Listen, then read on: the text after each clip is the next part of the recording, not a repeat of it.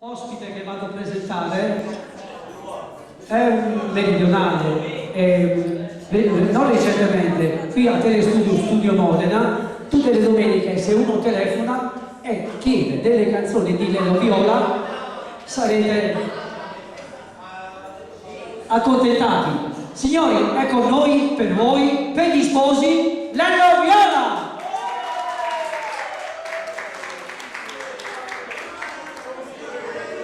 Buonasera a tutti, buonasera. Allora,